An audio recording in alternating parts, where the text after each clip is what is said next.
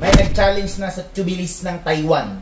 Original na tubilis is Taiwan from Nuwatec. Compare natin siya dito sa more affordable na tubilis. Brand is Dark Star. Ito yung original na tubilis. Ito ay nasa loob ng gulong is napupudpud pa rin. Ito siya, makita nyo. Ayan o. Oh. Yan, napupudpud din siya. Bakit? Kasi pag low PSI yung gulong mo, nakadikit yung goma dito sa kulay red na to. Eventually, nagagasgat at nagagasgas yan. Kung hindi mo pa alam kung ano ang tubilis system na pang mga hard enduro, search mo lang yung video ko. Ito, panoorin nyo lang itong unang video namin. Sinasabi ko doon na pang mayaman. Pero, today, iba na. Pwede ka na ngayon makabili ng China na tubilis. So, ito siya. Made in Taiwan to, ha. Ay Nuwatec. Original na tubilis. Natin kung anong pinagkaiba ng Taiwan versus China. Ngayon,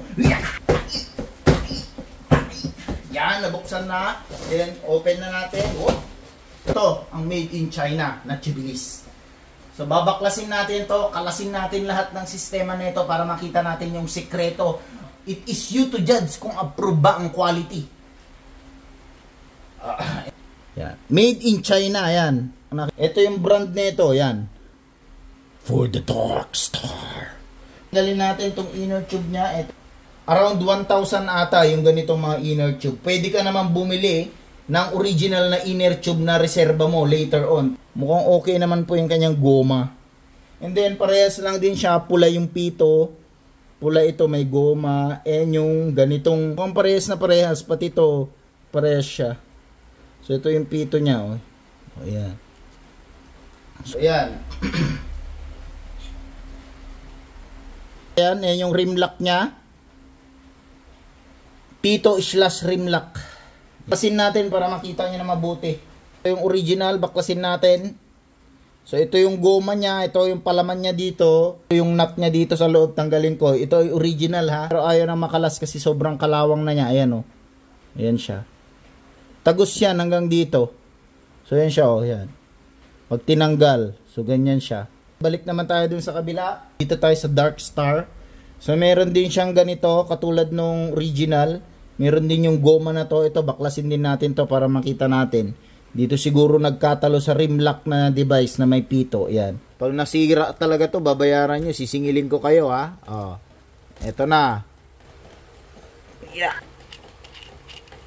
Rim lock sa labas ng rim nyo ito. Ito. Nasa labas na ng rim to. Tanggalin natin yung goma. Grabe, higpit ha. Higpit nito. Yan. Tinanggal ko na yung goma. Ayan siya. Yan. So, merong nut, then may washer. Ito yung Taiwan na original, Nuwatec. Ito yung Dark Star. Sa China. So, parehas lang, oh. Oh. Parehas. Parehas. Oh, parehas. Yung lumang gulong ng truck, pwede siguro gayahin ng mga Pinoy ito. Makagawa din tayo ng Pinoy-made tubilis na napakamura. Baka kaya nyong gayahin to. Ito guys, hindi na mabaklas itong luma. Yan, kinalawang na. Pero basically, parehas lang din sila ng washer, may nut, and ito na yung mismo. So, baklasin na. Pakita ko yung ganito sa China, sa Dark Star. Yeah, katusok dyan, then tinanggal. Ha? Okay? Ganito yung sequence niya. Itong rim lock na pito. Ayan, baka kaya nyong gayahin, mga machine shopper dyan. Rim lock, then pito, kulay pula, which is ito. Yan, nakatusok yan na ganyan. Dito yung goma, and then may washer, then yung flat na nut, ayan. Lulubog siya dito sa goma, and then dadagan dito sa washer, ganyan siya. Nakabagsak na ganyan. And then, ito na yung nasa labas ng rim mo. So, ito na yung manghihigpit sa rim lock. Ganyan siya. And ito na yung takip.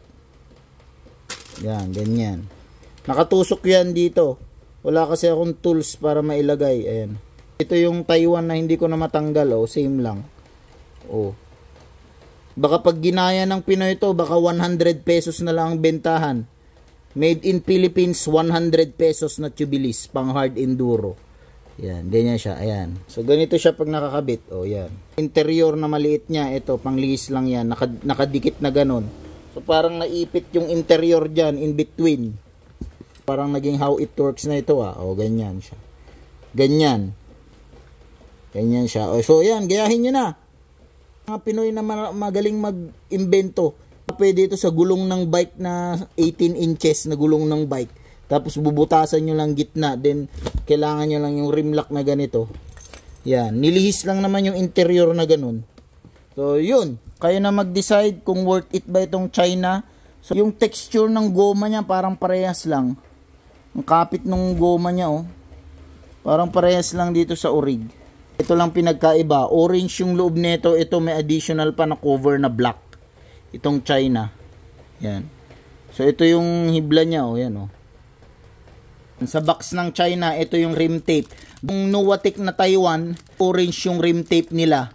And bukod sa orange na ganito ng Nuwatek, meron pa silang sticker ng rim. Parang mamarkahan niya na 100 PSI itong pito na ito. And din yung rim lock is 0 PSI to 5 PSI and so on. Yung mga nakadikit nun sa gilid ng rim. Para madaling ikabit yung tubulis, may pangkalso sila para bumuka yung goma. Tools yun, additional tools na parang singnipis ng yero. Yun. Ito wala, itong China. Ganito lang siya. So yan. Ganon. Yun ang pinagkaiba nilang dalawa.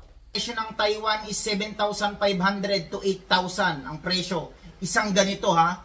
So 18 rear ng China by Dark Star around 5,000 to 5,500. Baka may mas mura pa kayong mahanap na. Waiting ako ng made in Philippines na ganito. Siguro 100 pesos na lang to pag made in Philippines. Pwede rin kayong bumili sa amin ng ganito. Ayan o, pwede kayong gumamit ng voucher dun sa Shopee pag nakaposto. Shopee, Lazada, TikTok kung nakaposto, gamit kayo ng voucher. Nag-iipon ka pa lang ng pambili ng dirt bike mo, pwede mo na itong unahin, bili ka na. Kasi meron pang purpose to, iba pang purpose ito. Habang wala ka pang enduro. Yan. Or ng iyong pag nagka-enduro ka na, malakas ka na. Yan o.